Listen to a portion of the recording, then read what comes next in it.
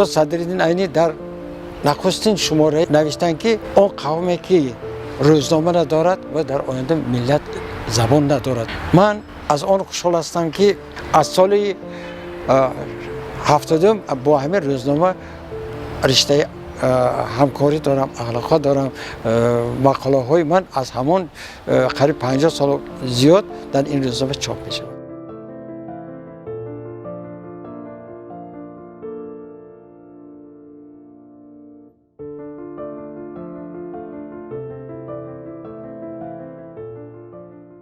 استاد حسن‌زاده که جشن 75 سالگی دارد در ولایت سمرقند در این منطقه برای ما تکیهگاه اساسی است و استاد حسن‌زاده همچون نویسنده، همچون ژورنالیست، همچون پیر ژورنالیست های ولایت سمرقند که در ساحه ژورنالیستی که ایجاد میکنند، ما اون کسا همچون پیر ژورنالیستی که ولایت سمرقند میشناسیم. برای همین ما بسیار خوشحالیم که در این سن 75 ما با استاد حسن‌زاده باز هستیم و با استاد حسن‌زاده ما من بعد همکاری میکنیم و برای استاد حسن‌زاده ما در آینده نیز بسیار امیدهای کلان داریم که آواز تاجیک و همچنین یک ژورنالیستش فخر میکند.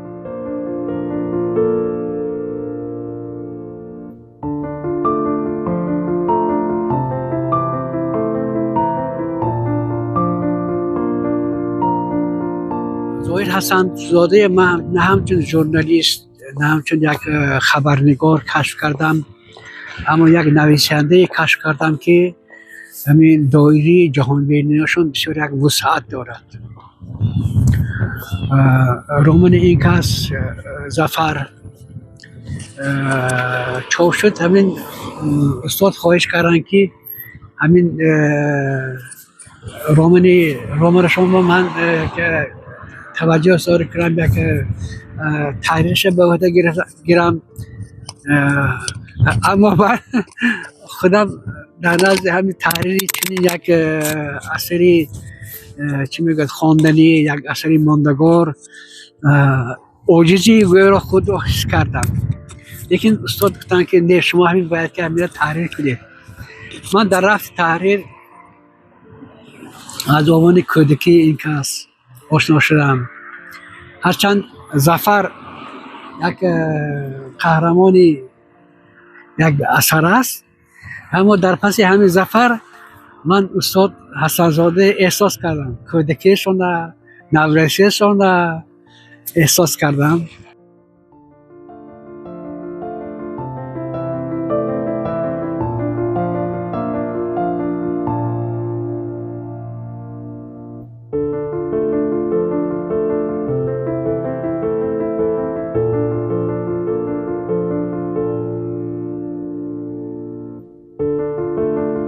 در روبروی مدرسه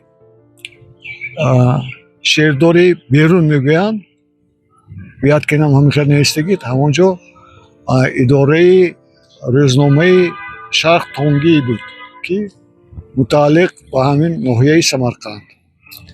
زهیر حسن‌زاده از اولین شخصانی هستند که با تشبوس همین کس در همین روزنامه صحیفه تاجیکی تشکیل کرده شد و بینید که زهیر حسن‌زاده تمام عمر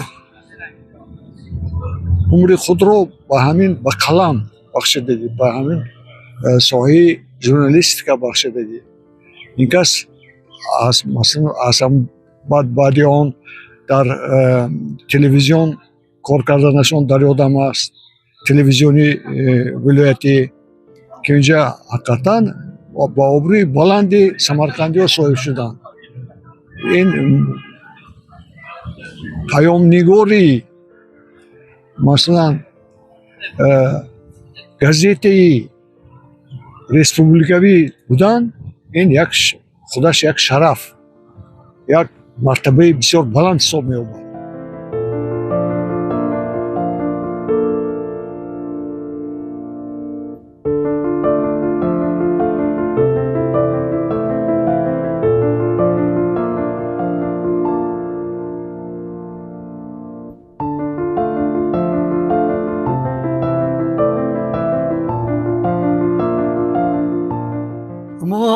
با یک گروه کار میکنیم که در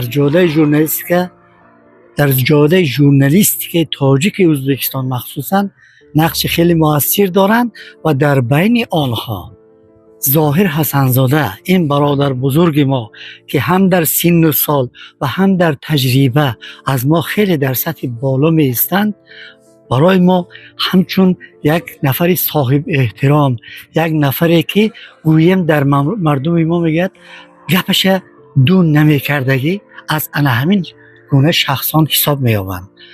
ما خیلی زیاد با ظاهره که در تماس هستیم، در علاقه هستیم، در صحبت هستیم، با هم مشورت میکنیم بعضی کارها. اما من بر همین نظرم که ظاهره که خیلی هم شخصی خاکسارند، فروتنند.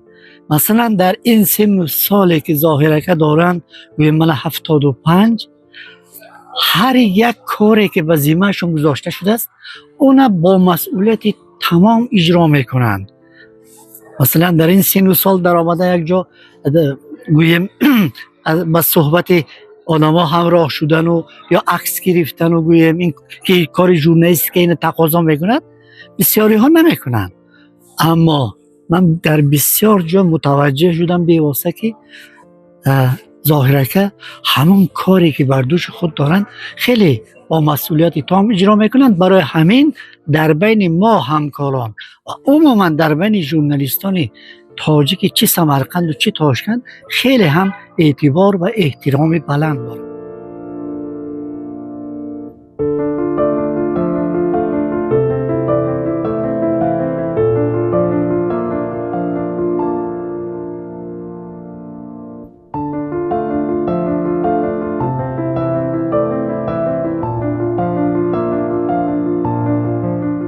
استاد زیاده از 25 سال است که مخبر مخصوصی روزنامه آواز تاجیک ازبکستان در ولایت سمرقند کار میکنند که اساساً به موضوعهای داغ روز حسن توجه ظاهر نموده با مهارت و اسلوب خاص نگارش داد سخن میدهند. استاد ظاهر حسنزاده در میدان مطبوعات ملی کشورهای ازبکستان و تاجیکستان مقام و مرتبه استوار دارند. نوجویی و نوگویی مرام زندگی استاد حسنزاده می باشد. استاد ظاهر حسنزاده یکی از روشنفکران و آزاد اندیشان انگشت شماری تاجیک در سمرقند و بخارا هستند که برای تاجیکان و سمرقند و بخارا صدا بلند کرده آزادانه فکرشان را بیان میکنند که نه هر کس جرأت سخن کردن در ازبکستان دارد. فکر میکنم مثل استاد در سمرقند و بخارا آزاد اندیش کم مانده است.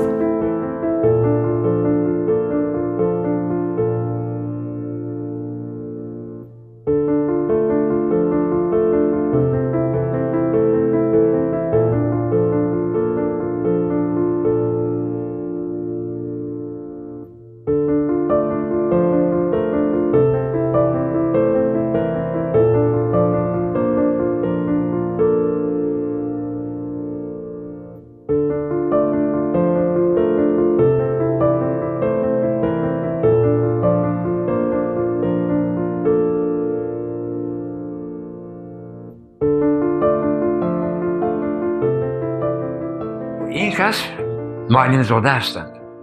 پدرشان سالیان زیاد مدیر مکتب، دیرکتر مکتب بودند. نجم حسن اکا.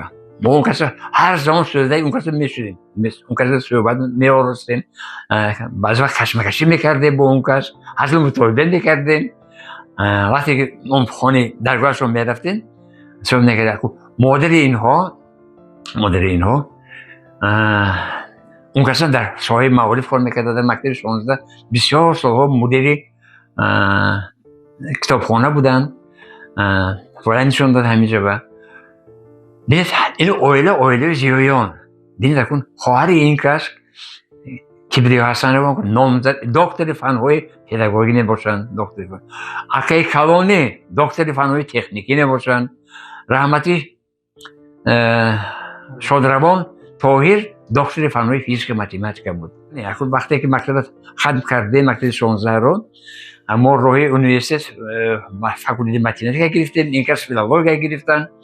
همراه با خوندن 15 سال 10 سال در مکتب خوندیم 5 سال در مکتب عالی خونده تحصیل کردیم این کس اساسا ژورنالیست لیکن با وجود آن زیاد از 10 عدد کتاب‌های مؤلف کتاب‌های می‌باشد این کس می‌باشد.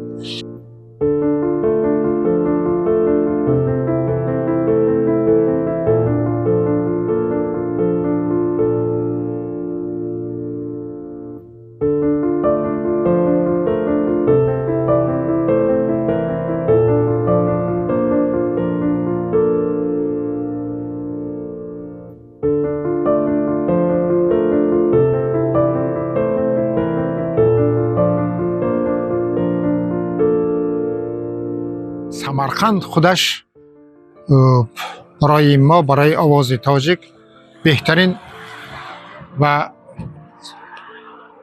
фаъолтарин ҷамоаи овози тоҷик ба шумор меравад, чун самарқанд аз фаъолтарин ҷамоаи овози тоҷик аст. مخبری آن هم باید در همین سویه باشد، در همین پایه باشد. ظاهر حسن زاده به همین پایه به همین وی جواب داده میتواند.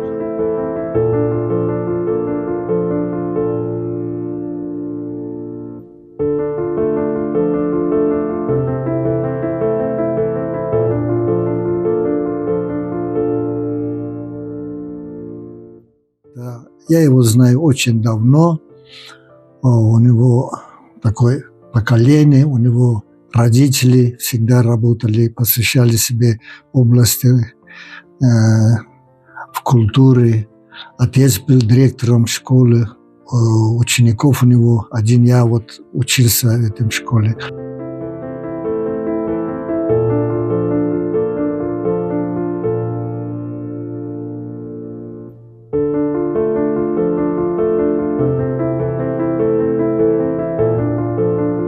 Zoir Hasanzoda همین ناحیه سمرقند بود، نه اینکه bütün viloyat و اون کسا آبرو عزتشون همین قدر بلند که از خشم و آمالگیشون، از انسانگریشون، فرزند و نبیرهای همه سالهای تربیت کرده که ولی بگپ نمیگود که کاروان باشه خودت ایزمان میگود. من میدونم که انشالله ظاهره که از اینم عمرشون دراز شد، سر ما دائم صاحبان شگشتگیشون. البته من از پروردگار عالم میپرسم پروردگار عالم عمرشون با زیاده عمر دهد. هم قلم نویس همین ایجاد میکنن که آدمی که این کسا خواندگی مقالهشون یک الهام به دل میبیاده.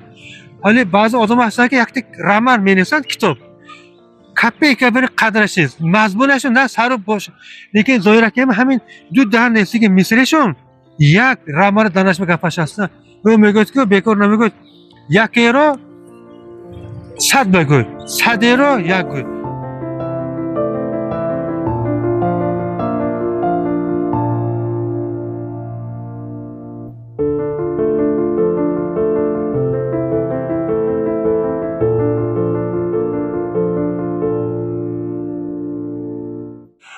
من زیاد از 50 سال ظاهر حسن‌زاده را میدونم، میشناسم، حرمت میکنم. ما دوستی نزدیک هستیم. وقتی که من سالهای دراز در یونیورسیته کار میکردم، اون وقت از خود ژورنالیست که دور باشم هم، لیکن دائما از مطبوعات از روزنامه دور نبودم. ظاهر حسن‌زاده را همچون روزنامه‌نگار، همچون یک قلمش تیز، همچون ژورنالیست ماهر که همه معماهای که در جامعه هست ببردارد میدونستم. حاضر هم من همچون مخبر روزنامه آواز تاجیک، همچون مخبر هر زمان در روزنامه سمرقندسکی وست مقاله زبان روسی چاپ می شود نقص می دادم و این کس سالهای دراز بسیار همه اون معمایی که در جامعه هست سمرقند، یادگارهای تاریخ سمرقند، کمبودی ها و دیگر معماها را روی راست برداشته. فکر خود را دائما چه خیلی باشد هم خیلی بیان میکنند.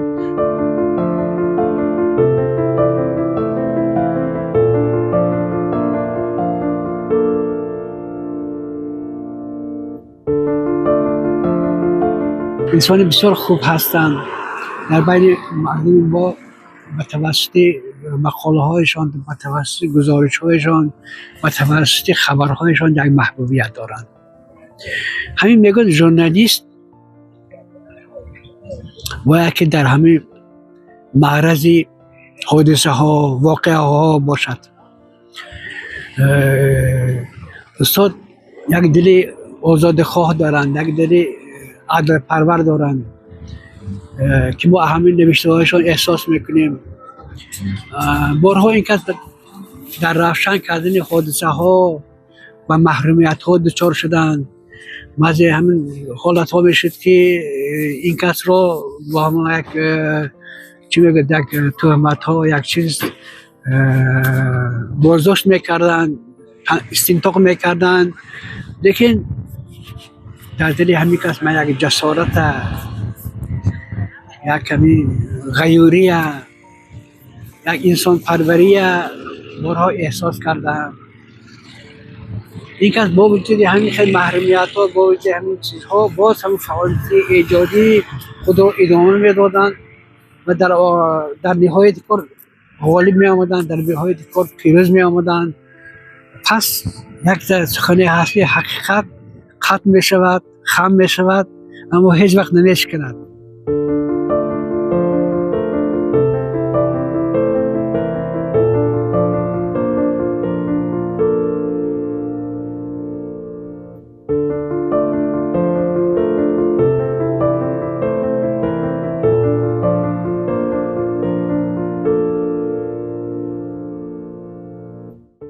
سروری دولتی ما در هر یک برآمد خود با ما ژورنالیستان، با خبرنگاران، با رهبران اداره و تشکیلات ها سپارش میدن، وظیفه میگذارند که ما باید در بین مردم باشیم، از حیات مردم بیشتر آگاه یافته ما ژورنالیستان طرف های ایجابی را هم در کمبودی های جمعیت رو روی آب کنیم، نویسیم.